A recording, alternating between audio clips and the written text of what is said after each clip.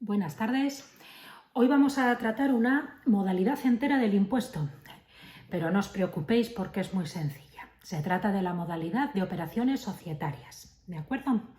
Es una modalidad de las más cortas y que, aunque le quite emoción y os haga spoiler, yo os lo voy a decir. Todo lo que sea aportar a una sociedad va a estar exento de esta modalidad y todo lo que sea retirar no va a estar exento, pero tan solo paga al 1%. Dicho lo cual, y teniendo en cuenta que sabiendo esto ya tenemos mucho terreno ganado, ahora sí me voy a enrollar un poco más con cada una de las situaciones que se puedan dar. Bien.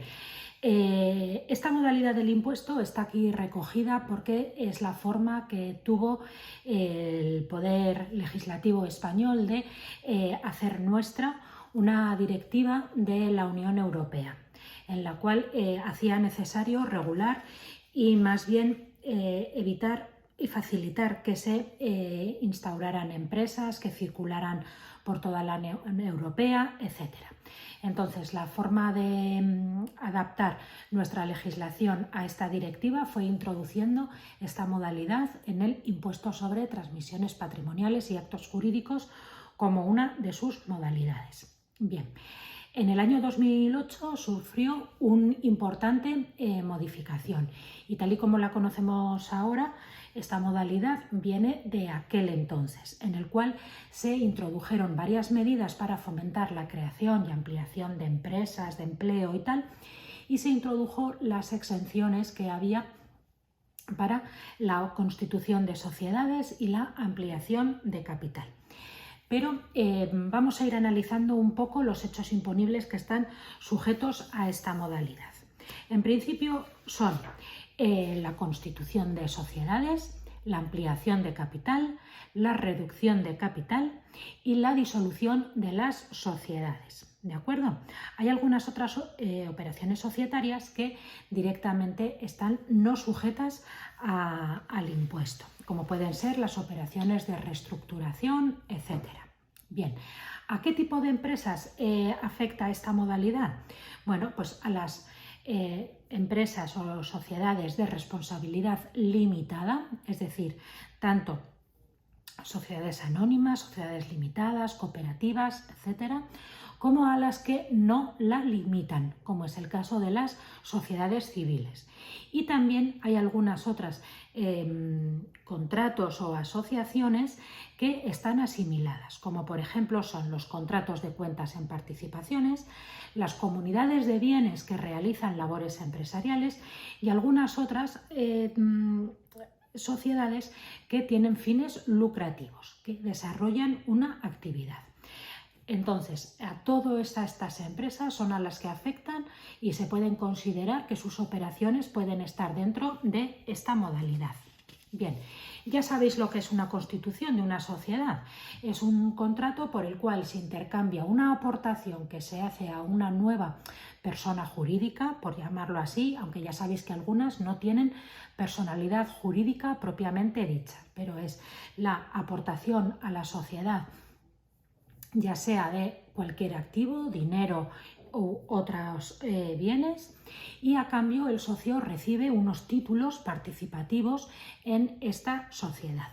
Bien, en el hecho imponible constitución de la sociedad, el sujeto pasivo del impuesto es la propia sociedad y en los contratos de cuentas en participación será el socio administrador. Bien. ¿Cuál es la base imponible? Pues la base imponible es la aportación neta que se realiza, es decir, si se aporta dinero, pues la aportación de dinero, si se aporta un inmueble, el valor que se le da al inmueble. Una distinción: en las sociedades que limitan la responsabilidad no se puede comprobar el valor de los bienes aportados. Sin embargo, sí que se puede comprobar en las sociedades que no limitan la responsabilidad. De todas formas, como os decía, desde el año 2008, una ley que introdujo el artículo 45.1b11 de nuestra ley, una exención en la que la constitución de las sociedades mercantiles está exenta. Entonces, aunque inicialmente están sujetas a un tipo de gravamen del 1%, realmente ahora se les aplica la exención, ¿de acuerdo? Y también está, parecido a la Constitución, está la ampliación de capital. Parecido porque, ocurre lo mismo, se emiten nuevas acciones o se aumenta el valor de las acciones que ya había y un socio las suscribe. Bien, tenemos que tener en cuenta que no estaría sujeta a la ampliación de capital si se hace con cargo a las reservas constituidas por una prima de emisión que ya liquidó. Por eso, si se aumenta el capital y se establece un valor de la ampliación y una prima de emisión, la ampliación de capital es la suma de las dos cosas, la base imponible, tanto la ampliación de capital como la prima de emisión. Pero si después se hace un aumento de capital con cargo a una prima de emisión ya existente, ese caso está no sujeto, puesto que ya al emitir la prima de emisión ya estaba sujeta en aquel momento. No obstante, volvemos a lo de siempre, que independientemente de cuál sea la base imponible y que el socio, ya sabemos que es la sociedad, tenemos que tener en cuenta que para la ampliación de capital, el artículo que hemos mencionado antes, 45.1b11, establece la exención, ¿de acuerdo? Pero sí que es importante una cosa en cuanto a la determinación de la base imponible, tanto en la Constitución como en la ampliación de capital. Y es que la operación societaria se hace por el valor neto de la aportación. ¿Qué quiere decir esto? ¿Una alerta que nos tiene que surgir?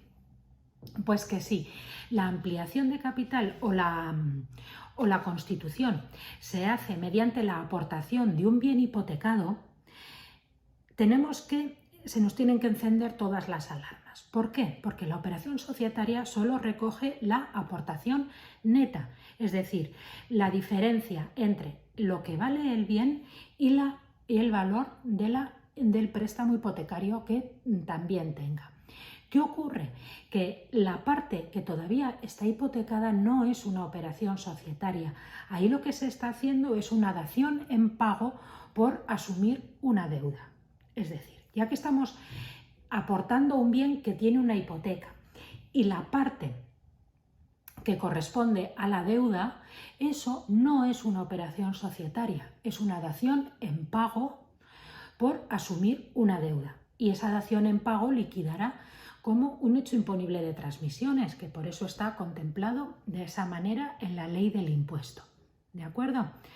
Entonces, eso es una cuestión que es muy importante tenerla en cuenta, porque de considerar que está todo exento, si lo que se aporta está hipotecado, ojo, ese importe que está garantizado con hipoteca, esa parte no se consideraría una operación societaria, sino una transmisión patrimonial por ser una dación en pago por asumir esa deuda. Y bueno, luego tenemos la reducción de capital y la disolución de la sociedad con liquidación. En estos casos, en la reducción de capital, para no mezclar demasiado las dos cosas, aunque tienen mucho en común, ¿quién es el sujeto pasivo? Los socios. ¿Por qué cantidad? Por la parte que se llevan de la sociedad. Es decir, ¿cuál es la base imponible de la operación societaria reducción de capital? La base imponible es el valor de los bienes que se restituyen, que se entregan a los socios. Por supuesto, en este caso no se deducen los gastos ni las deudas que hubiera aparejados. Es susceptible de comprobación, no como la ampliación, aunque limita la responsabilidad. Aquí, aunque sean entidades de responsabilidad limitada las que reducen el capital, en la operación societaria de reducción de capital sí que se puede comprobar el valor. A menudo nos encontramos con algún caso en el que no da lugar a pago del impuesto. ¿Por qué? No porque esté exento, sino bien por un motivo.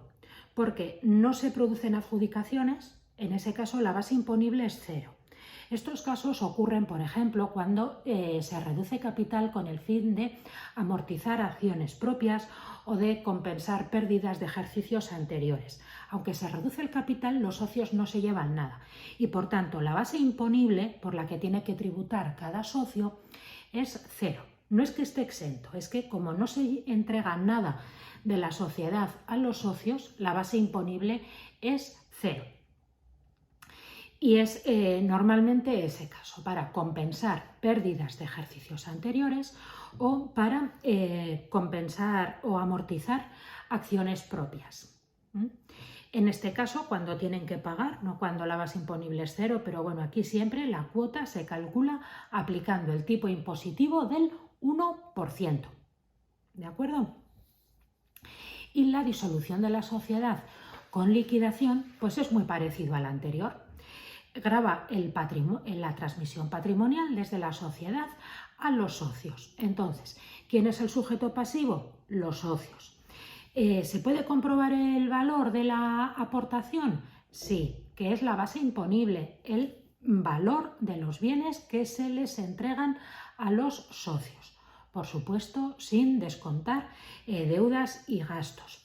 Por eso se tiende a cancelarlas antes. Cuando una sociedad tiene gastos, pues primero se resuelve esa situación y ya lo que queda se adjudica a los socios. Pero si se adjudicaran inmuebles, dinero y tal, no habría que restar la parte de este pasivo originado por las deudas, etc. Si no se producen adjudicaciones, la base imponible es cero, que también ocurre muchas veces, que a la hora de cerrar una sociedad, de liquidarla, pues no hay nada que repartir. Pues en ese caso la base imponible es cero. Pero si hubiera algo que repartir, el valor sería la base imponible y la cuota tributaria se calcularía aplicando el tipo impositivo del 1%. ¿De acuerdo? Algunos casos peculiares que se nos ocurren que tienen que ver con estos últimos hechos imponibles puede ser que se reduzca capital mediante la condonación de dividendos pasivos. Ya sabéis que los dividendos pasivos en algunas sociedades se ha hecho una ampliación de capital, pero no se ha suscrito del todo. Los socios tienen tiempo para aportarla. Si se reduce capital y esta parte que no se ha aportado todavía son los dividendos pasivos. Si esta aportación todavía no es exigible y se reduce capital mediante compensación de los dividendos pasivos o amortización de los dividendos pasivos, si no eran exigibles todavía, tenemos una sentencia reciente del Tribunal Supremo que nos dice que tampoco, al no ser exigibles, estaría dando lugar a el hecho imponible de reducción de capital mediante pagar al tipo del 1%. Es decir, la amortización de dividendos pasivos en una reducción de capital está sujeta al impuesto al tipo del 1% siempre y cuando estos dividendos pasivos fueran exigibles.